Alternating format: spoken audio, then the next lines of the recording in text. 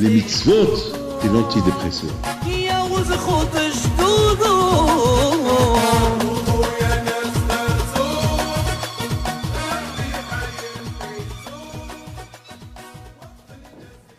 Avec la permission du Rosh Kollel, pour tous, nous sommes à la veille de Rosh Hashanah, Kippour, et j'ai vu dans des livres qui disent, qui expliquent, même le Midrash, il dit que le meilleur moment que l'homme il est proche d'Hachem, c'est pendant ces moments-là. Et beaucoup de fois, j'ai essayé de comprendre qu'est-ce qu'il y a de spécial pendant ces moments-là.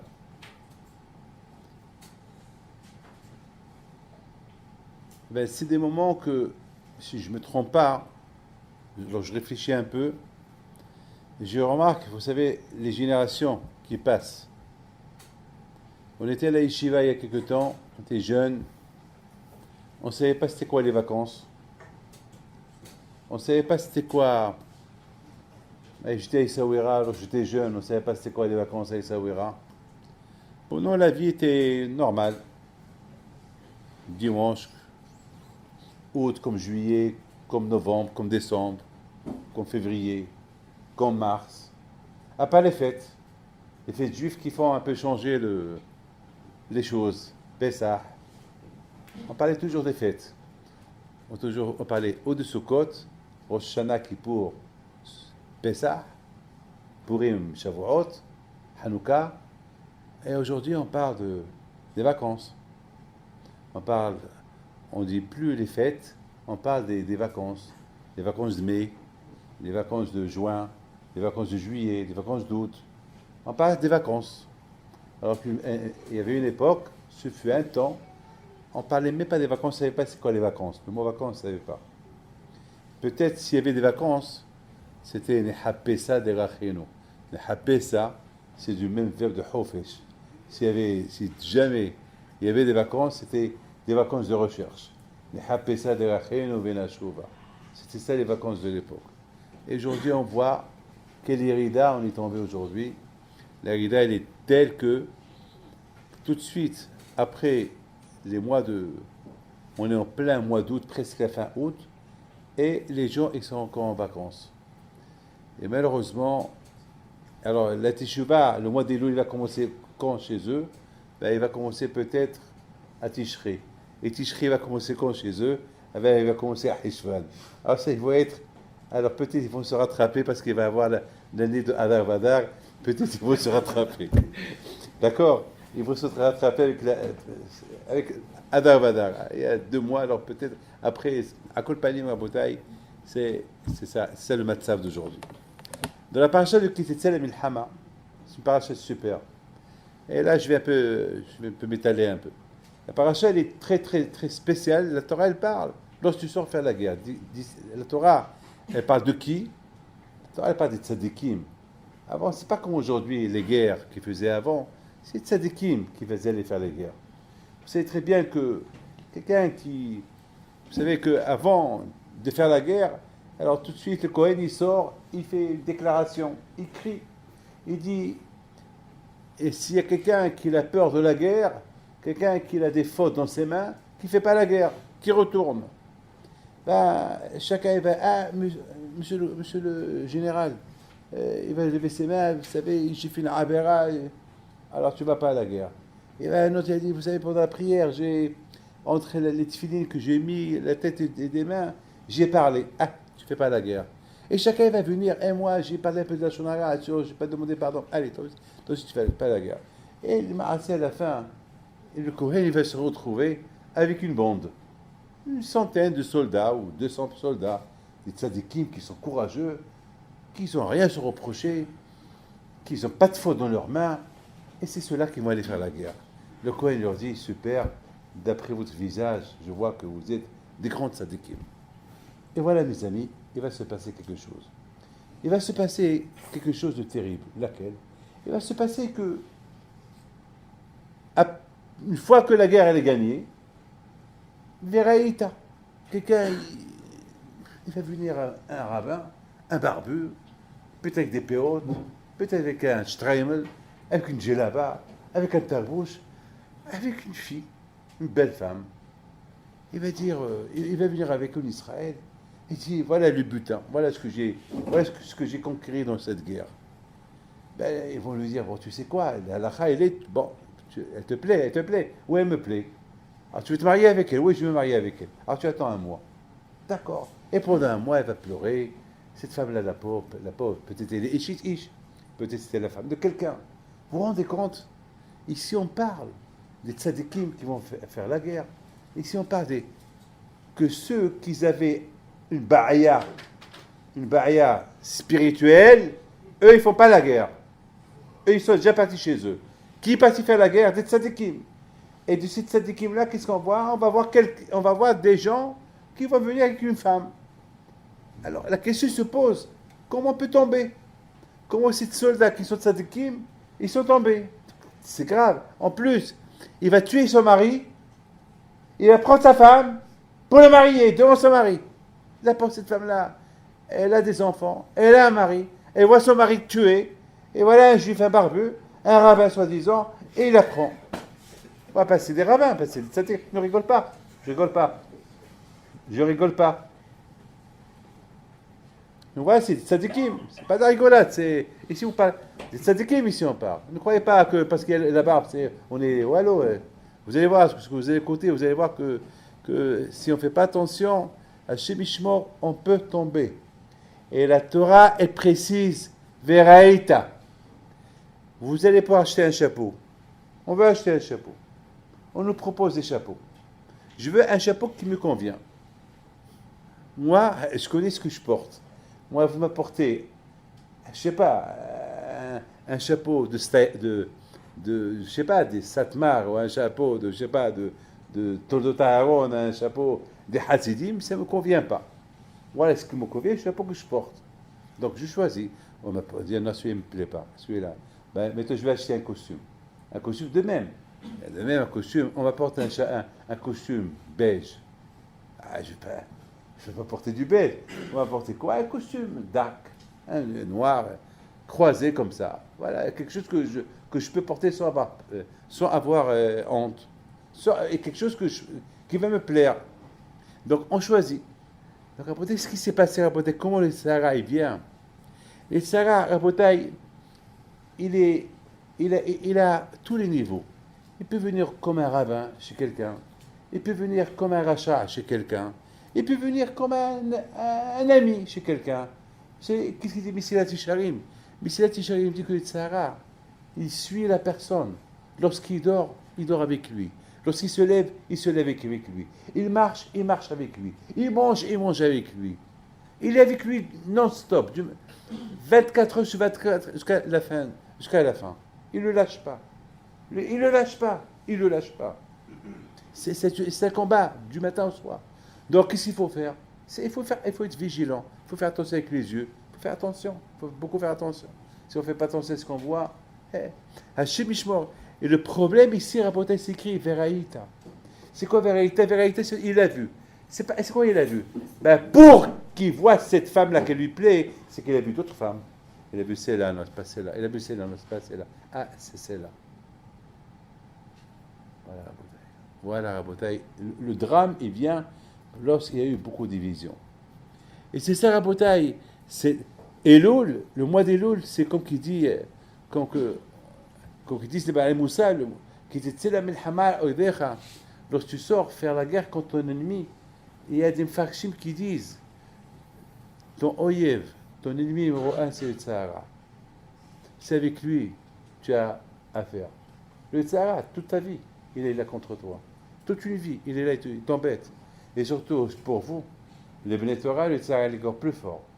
Le Sahara de l'étude de la Torah, il est encore très très fort. Surtout pour vous. Pour nous, les Bnei Torah, c'est très très dur le Sahara. Lorsque on regarde en Israël aujourd'hui, tous ces xérotes qu'il y a en Israël aujourd'hui, on parle d'une attaque des Américains qui vont attaquer la Syrie. Que Dieu préserve, Hachem Ishmor, vous savez, qu'est-ce qu'il peut avoir? On ne peut pas savoir qu'est-ce qu'il peut avoir de cette attaque.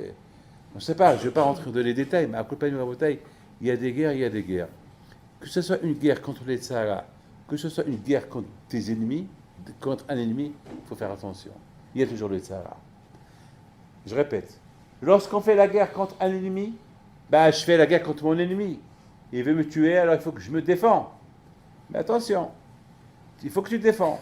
Mais une fois que tu te défends, et tu t'es bien défendu, et tu as gagné la guerre, ne crois pas que c'est fini. Pour toi, j'ai gagné la guerre. Tu as gagné la guerre. Justement, une fois que tu as gagné la guerre, c'est là que les Tzara, il veut. Au moment qu'il te voit content, c'est tout le problème, c'est dans la joie. Dans la joie, où si on n'est pas content dans la Torah, Torah Hashem, Timimam, Samahat, lorsqu'il n'y a pas la joie de la Torah, lorsqu'il y a la joie parce que j'ai gagné au loto, lorsqu'il y a la joie parce que j'ai gagné une guerre, lorsqu'il y a la joie parce que j'ai gagné quelque chose, le Tzara, il profite de cette simha. Lorsqu'il y a une simha, il y a un mariage. Si le mariage est les bigdoucha, alors le mariage est les bigdoucha. Mais lorsqu'il y a un mélange de mariage, le Tzara, il est là-bas. Lorsqu'on gagne une guerre, il y a une guerre, voilà, vous êtes une armée, vous faites la guerre, vous avez gagné la guerre. Au départ, vous étiez des tzadikim, très bien. Alors on est parti avec la conviction, j'ai rien à me reprocher, je suis bien avec Akadosh Baruch Hu, j'ai rien à me reprocher, je suis pas bien, je gagne la guerre. Et tu es content. Je dis merci Hachem, je suis content. Maintenant, le Satan, il profite de cette joie-là. Si tu fais attention que cette joie-là, elle est uniquement pour Akadosh Baruch Hu, merci Hachem que tu m'as aidé à gagner mon ennemi, et point final, tu retournes chez toi, très bien. Mais si tu profites de cette joie-là pour se promener après, pour se promener le pays que tu as conquéri, et tu vas commencer à voir, voilà, et tu vois, alors à Botaï, c'est de même. Alors tu vas tomber, tu vas tomber entre les mains d'une femme. Tes yeux, cette joie, elle va devenir une abera. À Botaï, je vous donne la parole d'honneur. Exactement, c'est ce qui se passe dans les mariages et les bar mitzvot aujourd'hui. Je ne veux pas rentrer dans les détails. C'est la simha, c'est la joie. Très bien. C'est la simha, c'est la joie. On va pourquoi? Où tu vas? Rapidement, où tu vas? J'ai un mariage. Très bien. Alors on va, si Raboté, je fais attention, que cette joie-là, elle ne va pas se transformer en un piège, alors c'est super, c'est bien. Mais si cette joie-là va se transformer en un piège, je commence à regarder à gauche et à droite, c'est fini. La réalité, une fois que tu as vu, tu tombes. Donc cette fête-là, cette joie-là que tu es en train de se réjouir, elle tombe à l'eau. Raboté, le Tzara est très fort. Il est très très fort. Et justement, Raboté, c'est ça le mois d'Elul. Le mois d'Elul, c'est le mois de la conviction, le mois de réfléchir. Vous savez, le Sava Mekalem, Alav Shalom, lorsqu'il est rentré au Beth Midrash, le mois, le Rosh Chodesh Elul, lorsque tout le monde rentre au Beth Midrash, le mois d'Elul, tout le monde est au Beth Midrash. Et après un mois, après 3 semaines que le Beth Midrash était désert, vous savez, ce premier jour-là, tu vois un monde fou, et là, le Sava Mekalem, il rentre, il regarde tout le monde, et tout le monde, il attend. C'est quoi le message du Sava? Du Sava Mekalem, Alav Shalom. C'est quoi ce message? Et ce message, c'était, il poussait un cri tellement fort, qui faisait que l'écho de ce cri, on l'entendait tout à Yeshiva. C'était quoi le cri? Elul! C'était de toutes ses forces. De toutes ses forces. C'était ça son shiur. Son shiur à lui, c'était prononcer le mot Elul. C'est tout. C'est-à-dire, réveillez-vous. Réveillez-vous. Parce que quand même, c'est un mois un mois précédent qu'on a passé. L'Aïsta, Shemishmo, qu'est-ce qu'on a pu voir, qu'est-ce qu'on a pu faire, qu'est-ce qu'on a à Shemishmo, on ne sait pas ce qu'on avait. Heureusement qu'il y a le mois d'Elul qui nous rapproche un peu à Kadosh Baruch Hu. Il nous rapproche. Et justement pendant le mois d'Elul, c'est là qu'on commence maintenant, parce que justement le Tzara est très fort. Le Tzara est très très fort pendant le mois d'Elul. Pourquoi? Parce qu'il sait le Tzara que le mois d'Elul, c'est le jour que nous, on va s'approcher à Kadosh Baruch Hu. Eh bien justement, il veut qu'on reste encore en plein août. Le Satan, il ne veut pas qu'on rentre au mois d'août, au mois de Elul. Il veut qu'on reste encore pendant le mois d'août. Encore nos pensées avec le mois d'août. Et on arrive à Rosh Hashanah, Et c'est un problème. C'est écrit Atem Litzavim Hayom. Par cette semaine, c'est Atem Litzavim. Le Zohar Kadosh dit c'est quoi Atem Litzavim Hayom? C'est quoi? Tout le monde, vous êtes réunis devant Kadosh Baruch Hu. Le Zohar dit Da Rosh Hashanah. C'est le jour de Rosh Hashanah. Que tout le monde est dévot devant Kadosh Baruch Hu. Mais Rachechem, des grands jusqu'aux petits. Jusqu'à ceux qui cassent les voies, ceux qui portent l'eau. Regardez, hein. J'ai la tête et j'ai les pieds. Ou pas? La tête et les pieds. Il dit Moshe Rabbeinu, Rachechem, la tête, et pas jusqu'au plus petit. Rachechem, jusqu'au tout petit. C'est quoi le tout petit? C'est ceux-là qui vendent de l'eau. Et ceux-là qui cassent le bois pour le vendre. C'est des anim. Mais c'est les pieds.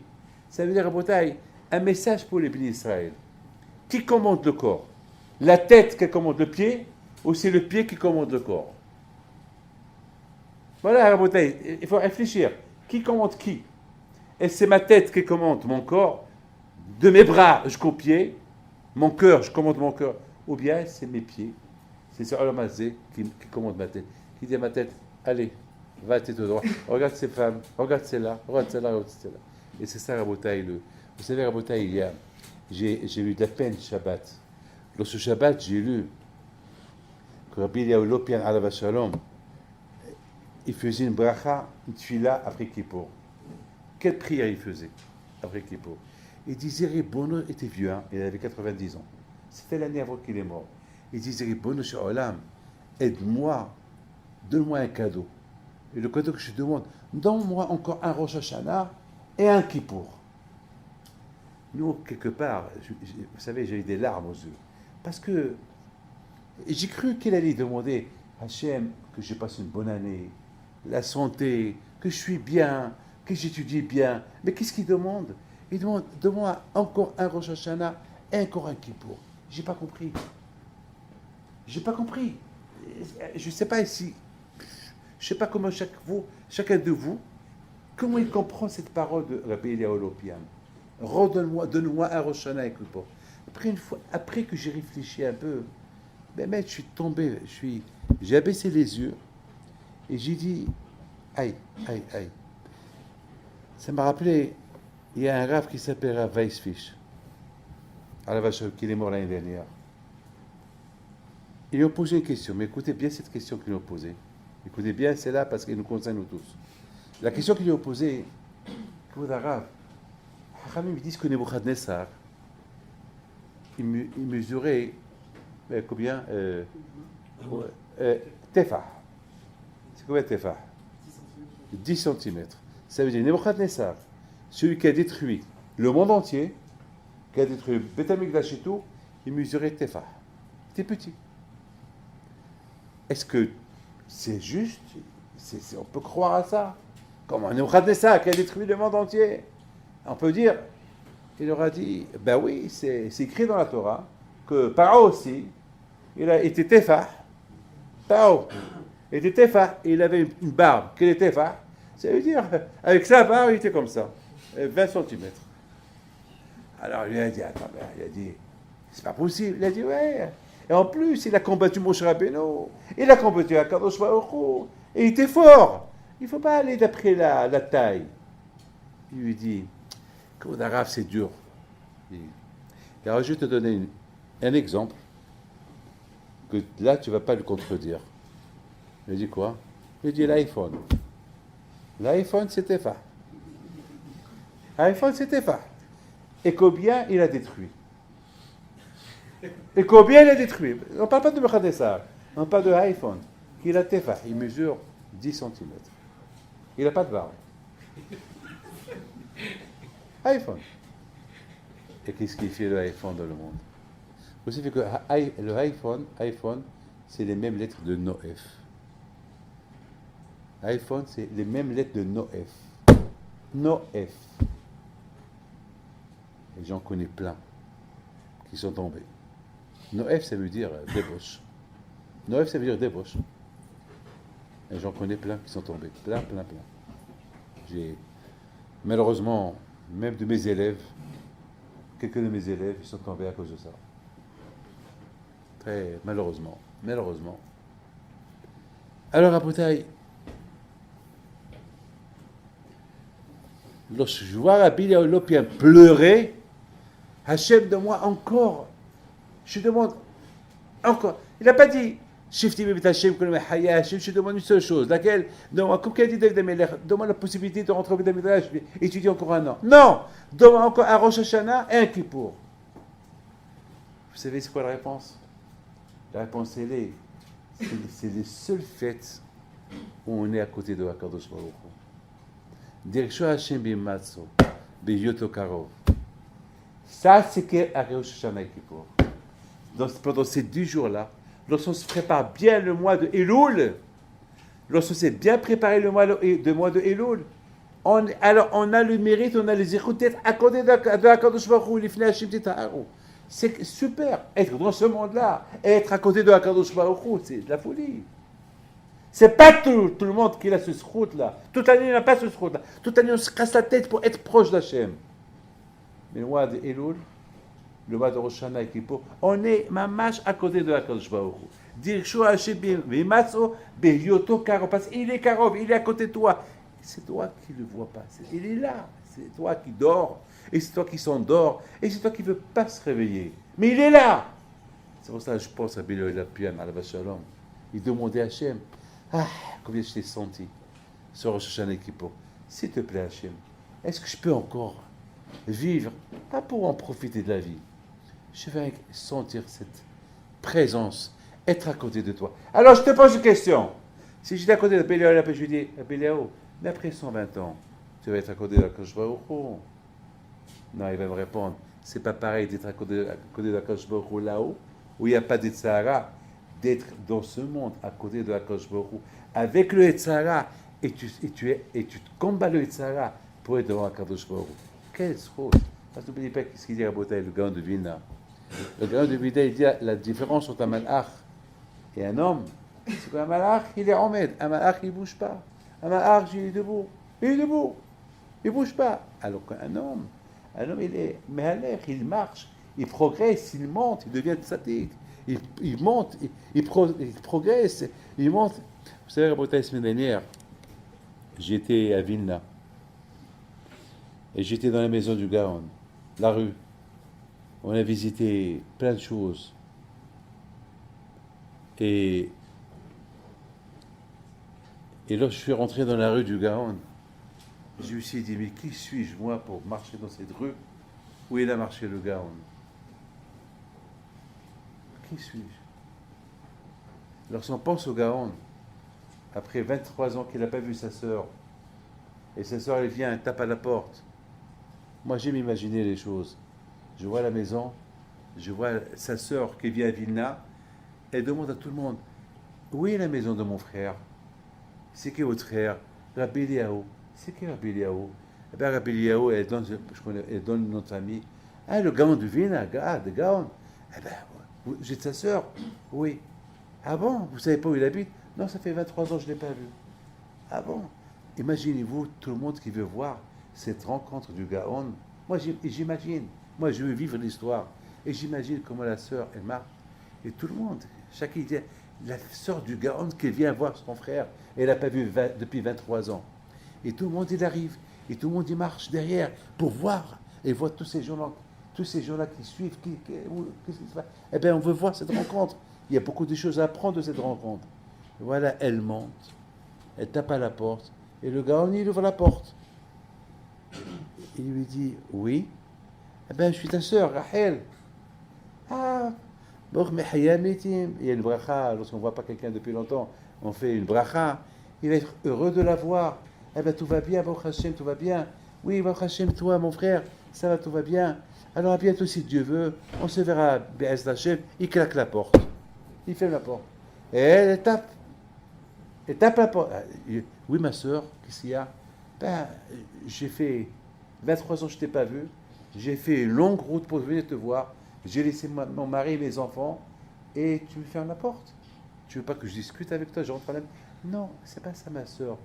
Ma famille n'est pas là pour qu'elle discute avec toi. Elle va venir tout à l'heure. Ben voilà, lorsqu'elle vient, tu rentres avec elle. Mais quant aux discussions, toi et moi, il n'y a rien à se dire. Je vais bien, tu vas bien. Tu vas bien, je vais bien. En quoi on va parler? On va perdre le temps. Après, si Dieu veut, dans l'autre monde, on va se rencontrer. On a tout le temps pour parler. Mais dans ce monde-là, c'est dommage de perdre le temps. Pourquoi je vais perdre le temps? Voilà, tu entends cette histoire-là du Gaon. Alors je me disais, si le Gaon, il voyait la présence d'Hachem, le temps était tellement précieux chez lui, à tel point qu'il ne veut pas trop discuter avec sa sœur. Ah, comment il était le mois d'août, le mois de Elul? Pendant qu'il sent, alors qu'il sent la présence de Hakadosh Baruch Hu. Comment il était? Qui Bichlal pouvait lui parler? Qui Bichlal? Aboutaï, je voudrais vous dire une chose. Mais vous allez bien écouter ce que je vais vous dire. Lorsqu'on était en Ukraine, on a vu beaucoup des tombeaux des frères. Ici sont enterrés 30 000 juifs. À Vilna, ils ont ramassé plus de 70 000 juifs qu'ils ont tués. Et à Koubna, la ville de Bessès à l'Inter. Et là, si tu marches, après, il n'y a pas un endroit, il n'y a pas ici 10 000 juifs, des tombeaux des Ahim, des tombeaux, marchaient même les Allemands, qui tuent. Et on marche, On n'était pas bien. On a fait Kaddish partout, etc., etc. Mais c'était Hizouk pour nous. Hizouk, Baruch Hashem, Am Israël Hay. Baruch Hashem, tous ces villes-là, ils ont été rasés, tout le judaïsme. Mais leur Torah, le Gaon, il vit toujours. Rabbi Saïd Salanter, il vit toujours. Havetz Haïm, il vit toujours. Am Israël Hay. La Torah, elle est là. Et c'est ça, Rabbi Hashem, il nous a donné des mois importants pour récupérer le temps perdu et pour récupérer peut-être, pour s'approcher un peu plus vers lui. Et je voudrais vous dire une chose. Qu'elle m'a beaucoup, je me suis beaucoup posé, mais je vous en prie, vous allez me donner quelques temps, vous allez bien écouter ce que je vais vous dire. Ce que je vais vous dire là, c'est l'Aïlou Nishmat, mon grand-père Abéhim Pito, que ça a eu là, c'est cette semaine.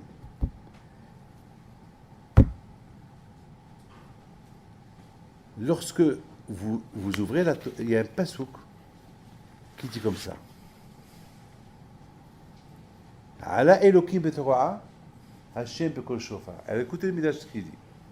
Bien, dans le tour, c'est rapporté dans le tour, la première truc de Halachot Rosh Hashanah, il dit là-bas que la raison pourquoi on fait les slichot chaque matin, parce que les bénis Israël, lorsqu'ils ont vu Moshe Rabbeinu monter au ciel pour apporter la Torah, il s'est passé que chaque matin, pour ne pas qu'ils se trompent, pour ne pas qu'ils font le hegel, chaque matin, ils passent avec le chauffard et ils font le chauffard. Ça veut dire, on compte les jours avec le chauffard. Ça veut dire, il ne faut pas qu'on se trompe. Chaque matin, le chauffard, il passe. Et les gens, ils comptent.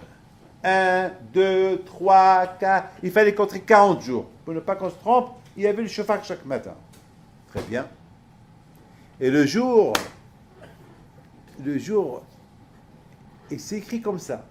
Ala Elokim B'Torah. Ça veut dire que Akadosh Baruch Hu, il est mit'allé. Lorsqu'il voit Am Yisraël mit'hazek, Akadosh Baruch Hu, il est mit'allé. Et je me suis posé une question. Pourquoi il y a une idée de dire que Hachem il est yored? Pourquoi Hachem il tombe? Nous on tombe. C'est quoi Ala Elokim B'Torah? Rabbi Yehuda Mechlevkovitch, il explique, il dit que Hachem, il monte. Lorsque nous, on monte, Hachem, il monte. Pourquoi Hachem, il descend? Moi, je descends. Hachem, il monte. Lorsque moi, je monte, Hachem, il monte. C'est quoi? Ala Elokim B'Torah. Le Sakadosh Baruch Hu, il entend. Il voit les bénis Israël que chaque jour, ils sont le chauffard, mit'hazkim. Alors que Baruch Hu, il monte avec nous. C'est-à-dire qu'à Botaï, d'après le tour, que si on sent le chauffard pendant le mois d'Elul, c'est pour se rappeler les Juifs qui sonnaient chaque matin. Chaque matin, ils sonnaient jusqu'à Kippour. Ils ont calculé 40 jours jusqu'à que Moshe Rabbeinu est descendu avec l'étape de la loi. Je vous pose des questions. Vous pouvez imaginer les Israël faire le Hegel encore une fois. Ils ont fait le Hegel une fois. Ils ont été punis. D'après le tour, pourquoi ils faisaient le chauffard chaque jour? Pour ne pas qu'ils font le Hegel. Comment ils vont faire le Hegel? Est-ce que quelqu'un qui est brûlé par le feu, il a peur du feu? Il s'éloigne du feu. Donc on a deux questions. Pourquoi le chauffard? Parce que pour rappeler les Juifs, chaque jour on calculait les jours par rapport aux sonneries du chauffard. Dès que chaque matin ils entendent le chauffard, 1, 2, 3, 4, jusqu'au jour de Kippour, c'était le 40e jour, encore 40.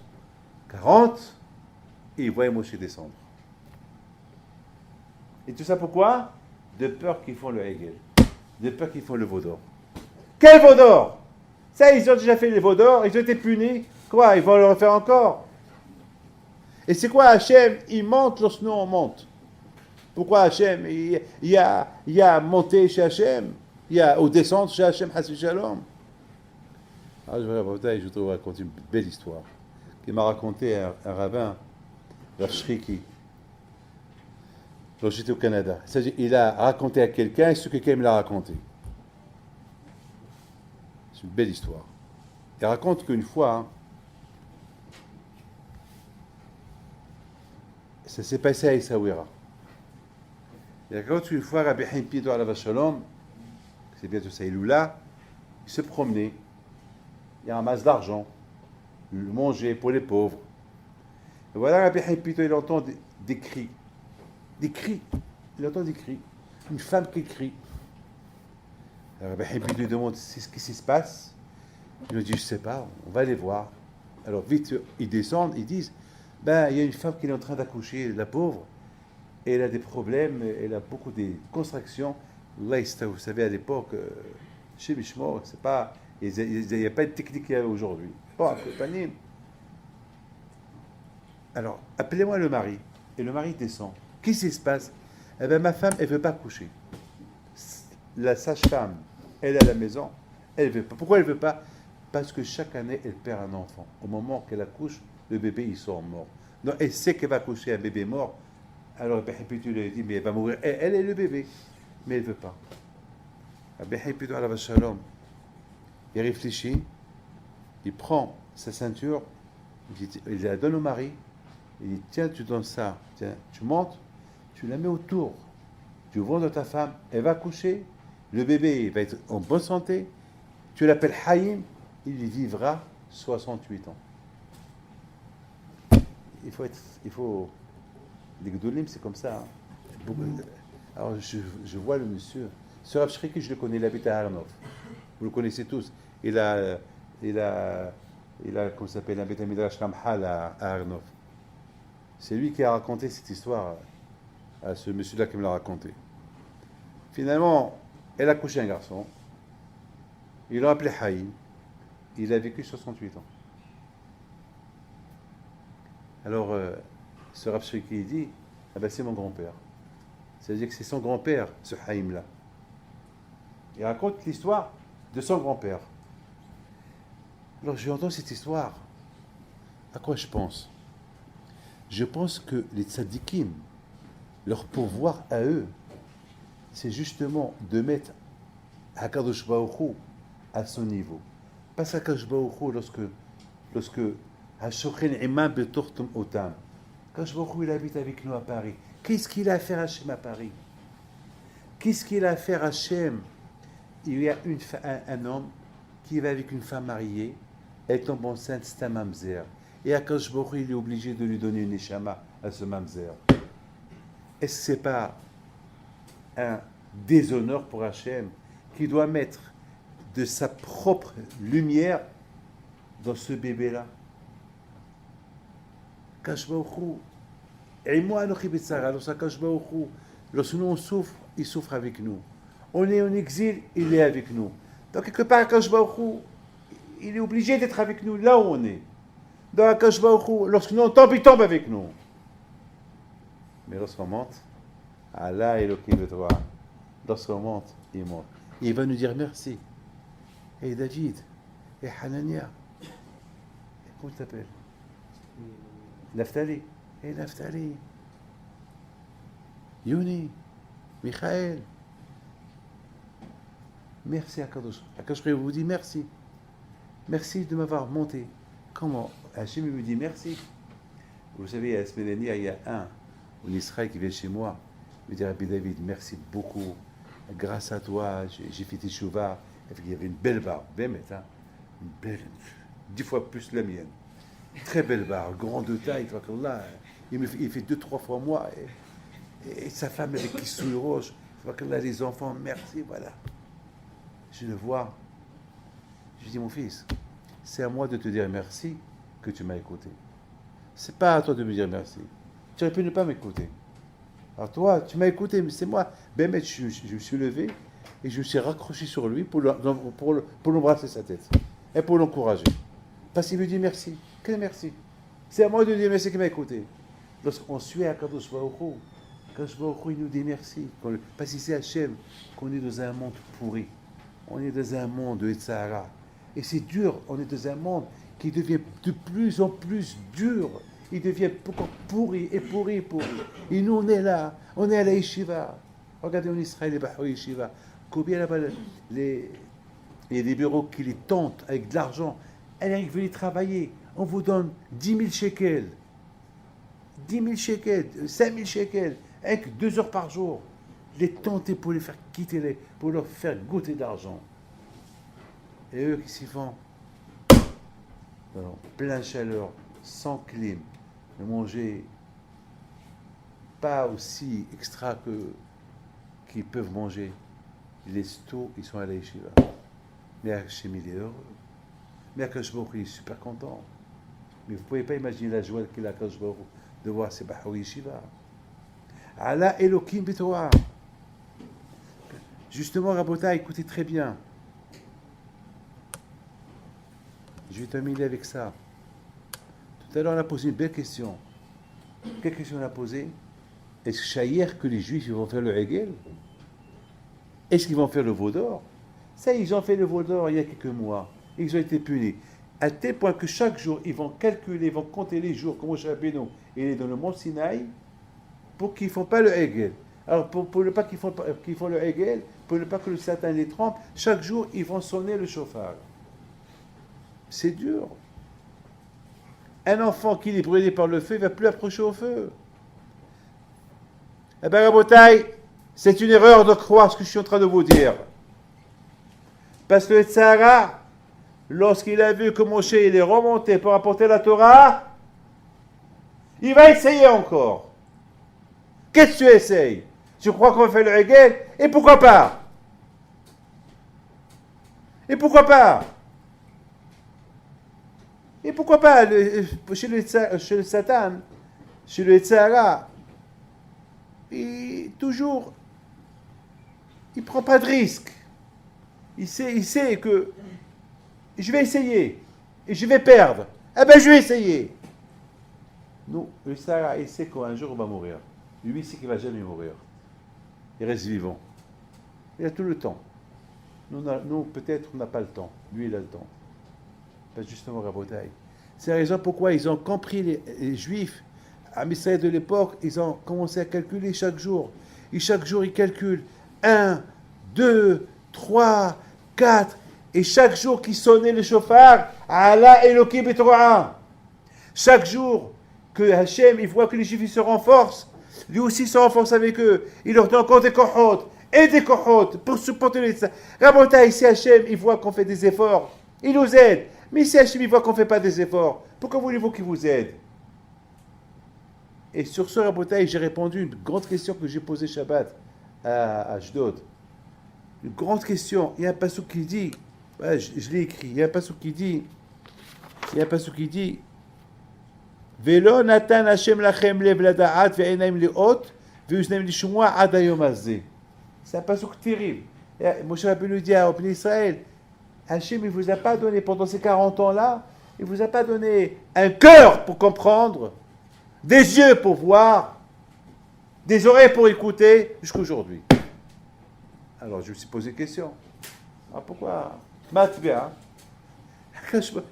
Si Akash Baruch Hu, tu ne m'as pas aidé pour être un bon juif, tu ne m'as pas éclairé, on dit chaque jour, והאר עינינו בתור. Hachem, tu m'as pas éclairé mes yeux. C'est ta faute, Akadosh Baruch Hu. Quand Moshe Rabbeinu, Moshe Rabbeinu, Attends, Moshe Rabbeinu, qu'est-ce que tu es en train de faire? Qu'est-ce que tu es en train de nous dire? Tu nous dis, Moshe, que tu nous as pas donné à comprendre. Hachem ne nous a pas donné à comprendre, il ne nous a pas donné à voir. C'est quoi ça? Alors, c'est pas notre faute. La réponse à Botaï, elle est Hachem, il ne donne pas à ceux qui savent. Hachem, il ne montre pas à ceux qui savent. Ah, mais ça, ils étaient dans le désert. Ils ont vu les miracles en Égypte. Ils ont vu des Nissim. Anan et Kavod. Ils voient le BR, le puits d'eau qui marche avec eux. Pendant 40 ans, il y a la manne qui descend. Ils sont protégés. Ils voient les vêtements qu'ils ont portés pendant 40 ans. Ils ne sont pas salis, ils n'ont pas transpiré. Ils sentaient bon. Les chaussures qui n'ont pas été déchirées. Tous ces miracles-là qu'ils voient. Qu'est-ce que tu veux que le bon Dieu leur montre encore plus? Hachem, il ouvre les yeux à celui qui ne sait pas. Celui qui demande. Il ne sait pas, le pauvre. Comme tout à l'heure, il y a quelqu'un qui vient chez moi.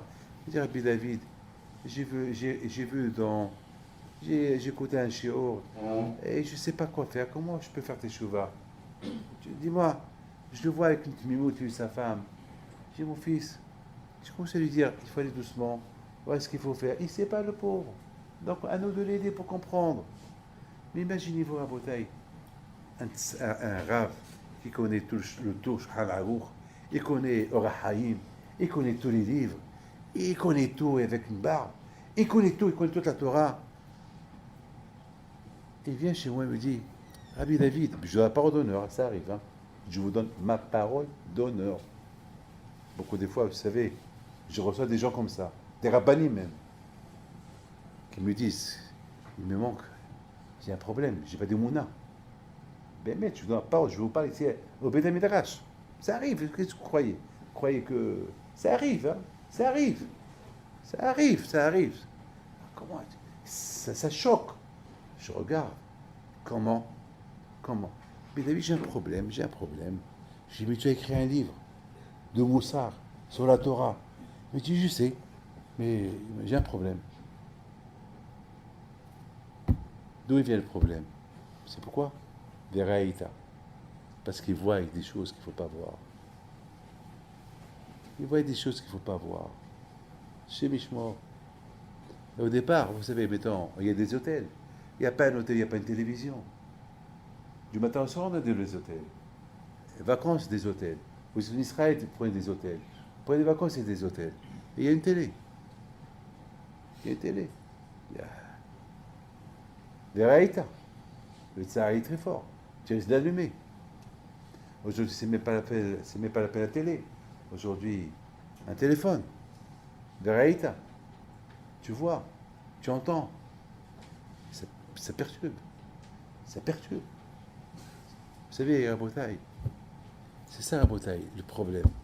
Le problème, quand je vais au Chou, Moshe Rabbeinu, il dit au Bnei Israël, Hachem, Velo Natan Lachem Hachem Lev, Lehavin.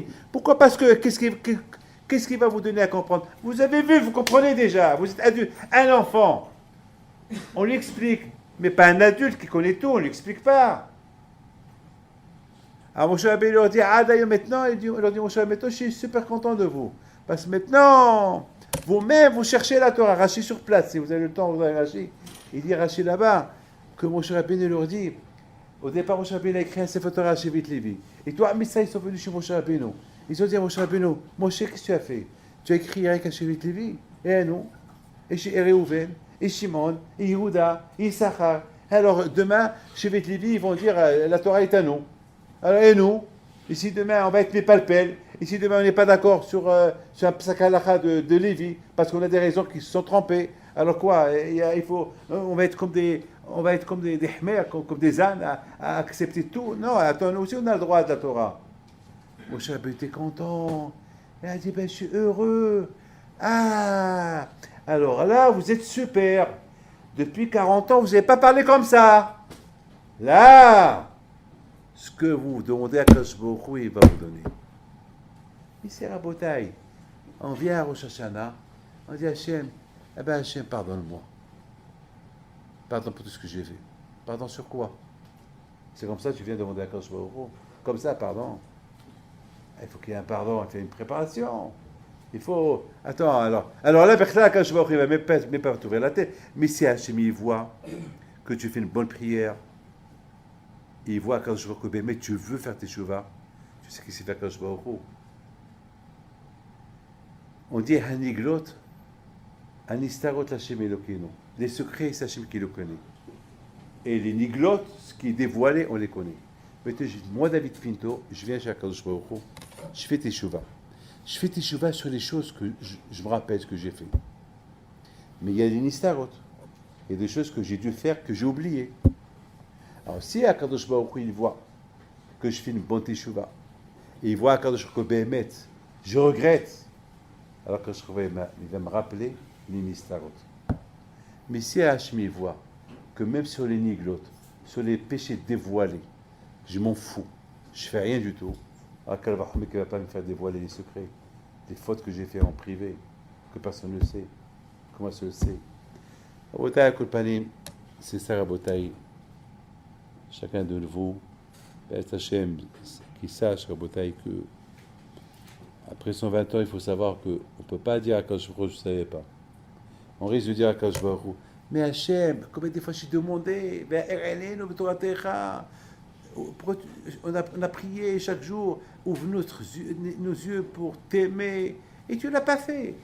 Kadosh Baruch Hu va te dire, est-ce que vraiment tu l'as demandé? Est-ce que tu as fait un effort? C'est un petit pas avec la bouche. Il y a quelqu'un à Boutaï que... Je ne vous dis pas de nom. Hein. Chaque fois, il m'invite. Chaque fois, il m'invite. Cette fois-ci, il est devenu très riche. Et dans ma tête, je me suis dit, les affaires qu'il a fait cette année, ils vont faire d'eux qu'il ne va pas m'inviter. Parce que, comment je sais? Parce que j'ai vu qu'il m'appelle plus comme avant. Et dans ma tête, je me suis dit, je l'appelle. Et je l'appelle, une fois, deux fois, trois fois, il ne répond pas.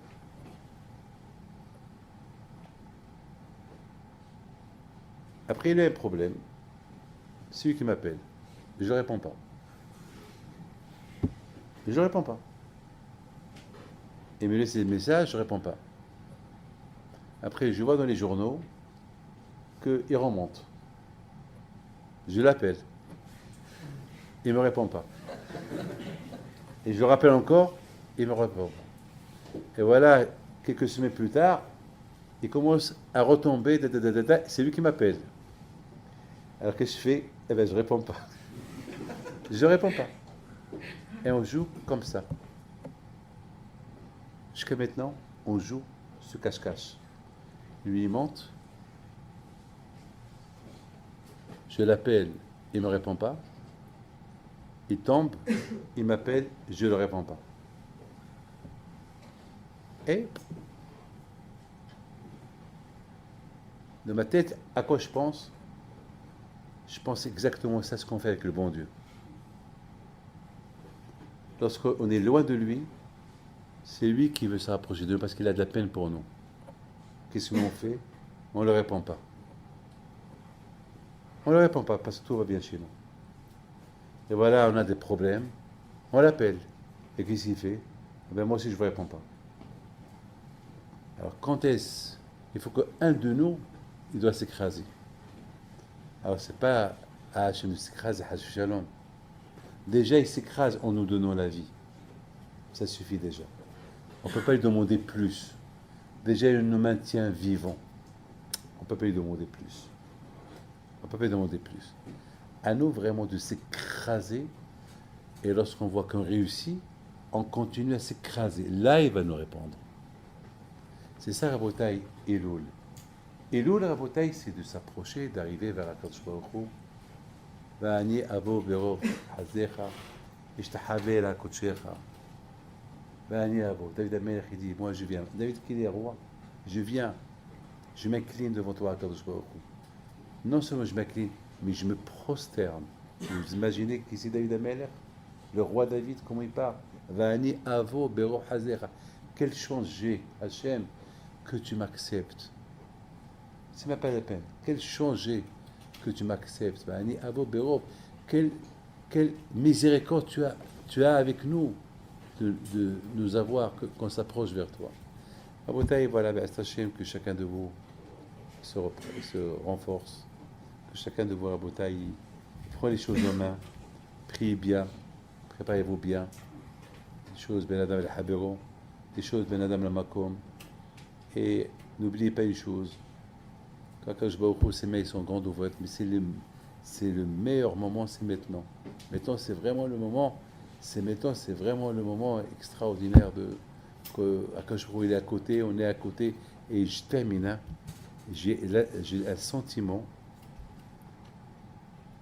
que le mois d'Elul, selon comment on se prépare le mois d'Elul, on approche Hachem plus à côté de nous. Comme que les journées, on arrive vers les 40 jours, vers Kippour, on est combien maintenant? 24? Combien on est maintenant? Combien on est maintenant? Mois d'Elul. On est 21 jours. On est 21 jours. Donc, 21 jours, ils sont passés. Donc maintenant, on approche. Et chaque jour qu'on approche, Ani Lidodi, Vedodili. C'est-à-dire, on va arriver vers Hachem, à Rosh Hashanah, qui va dire à Kadosh Baruch Hu, voilà, je suis pour vous. Mais il sera encore plus pour nous le jour de Kippour. Ani Lidodi, Vedodili, c'est les dernières lettres, c'est Yud, Yud, Yud, Yud. Il y a 4 Yud, c'est 40 jours. C'est les 40 jours de Elul jusqu'à Kippour. Il y a Elul et il y a jusqu'à Kippour. Ça veut dire que c'est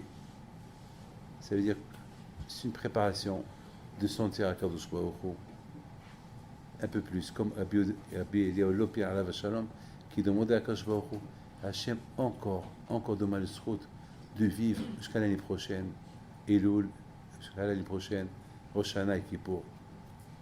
Ces jours-là, on sent Hachem plus et plus et plus. Donc, à Botaï, Be'at Hachem, qu'on aura tous les euros. Be'at Hachem, je penserai à vous, au Maroc, et puis Srout Torah Kedusha, et Rabbi Hilki, de Rabbi Shalom, que son zérout soit avec vous, Keneratson, et qu'Akadosh Baruch Hu vous donne le bracha, Be'atzlaha. Vous allez vous lever. On va faire un mizmor de Tehillim. Il y a une Kalla, la pauvre, elle devait se marier cette semaine, elle est entre la vie et la mort. Elle a fait un accident grave. Elle est entre la vie et la mort.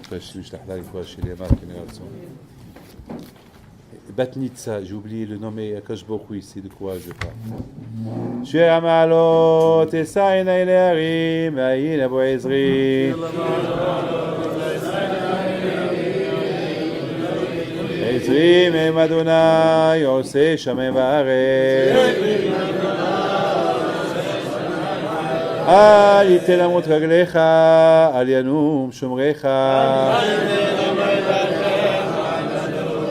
הנה לא ינום ולישן שומר ישראל.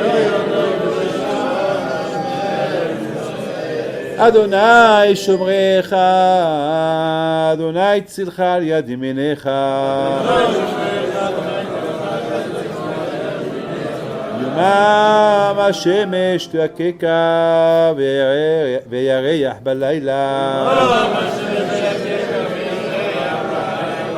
אדוני ישמורך מכל רע, ישמור את נפשך.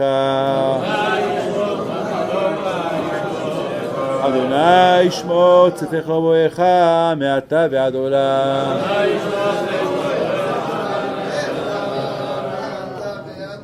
Il m'a appelé son Hatan la semaine dernière. Il m'a dit, Rabbi David, lui il étudie à la Yeshiva de Mir. Il m'a dit, qu'est-ce que je vais faire? Je retourne pas, je n'arrive pas à vivre. Et la mère de la Kala, elle prend le téléphone et me dit, Rabbi David, une bracha pour qu'elle rentre à Sahoupa Bi'ito Bizmano. Ça veut dire ce soir. Elle est entre la vie et la mort. Regardez sa mère, l'Aïmouna de la mère. Elle sait, elle sait. Et c'est ça la conviction. La conviction, il faut avoir les mounas que, oui, Be'ez Hashem, pourquoi? Oui, il peut y avoir des miracles. Bon, jusqu'à maintenant, malheureusement, il est toujours malade. J'ai conseillé à son hatan d'aller à l'échiva étudier. Je lui dis, mais c'est dur pour moi d'étudier. Je dis, je sais. Mais c'est pas en perdant ton temps à côté d'elle que tu vas la ramener. Peut-être il faut aller étudier, peut-être il faut aller prier un peu plus. C'est ça qui va l'aider. Mais par contre, à Botaï, un autre avrer, qu'il a fait un accident en allant acheter une pizza, le pauvre, avec son fils. À Ashdod, il y a 2 semaines. Il a été renversé. Il fallait voir la voiture. Et la voiture l'a renversé. Et avec sa tête, il a cassé le pare-brise. Et son fils qu'il a eu après 12 ans qu'il n'a pas eu d'enfant, Baruch Hashem, il est sorti du danger, son fils, Baruch Hashem. Mais lui, Hashem Ishmor, jusqu'à Baruch Hashem, cette semaine, il a ouvert un peu ses yeux. La Torah. C'est ça, Rabotai. C'est pour ça, Rabotai, on ne peut pas savoir. Aucun de nous ne sait ce qui peut arriver. C'est la raison pourquoi chacun de nous doit se renforcer, prier. Prier, parce que personne ici ne sait. On ne sait pas. On sait, les jours passent et on ne sait pas. On ne peut pas savoir. On est comme, on ne sait pas. Personne ne peut savoir. On ne saura jamais. Donc, une seule chose, on sait que lorsqu'on est attaché à la Torah, à Kulpanim, Baruch Hashem, il faut déjà avec la Torah, voilà ce qui est arrivé. Et alors, sans la Torah, où on peut arriver? Alors, Rabotai Be'ez Hashem, qu'on se mitchazek, Yamim Noraim, ils approchent, Be'ez Hashem, on se mitchazek, Al-Shamaim, Kol Tero'at, Ala Elokim Bitora'a. Bitora'a, c'est les lettres Torah, Bet Torah. Torah Shibirtav, Torah Be'alpi. Ala Elokim Bitora'a. Tero'a, c'est Torah, Bet Aïn. Aïn, c'est la Torah. On peut l'expliquer sur 10 façons. Et Bet, c'est Torah Shibirtav, Torah Shibiralpi. Ça veut dire, Rabotai, Akadosh Baruch Hu, il est mitchazek, il monte avec nous lorsqu'on prend sur nous l'étude de la Torah. Lorsqu'on s'engage à étudier la Torah, c'est ça qui fait, qui annule les Gezerot. Donc, Rabotai, je vous souhaite à vous tous une bonne semaine. Kishana Tova, Tikatibut Hatemo, El Haïn Tum Shalom.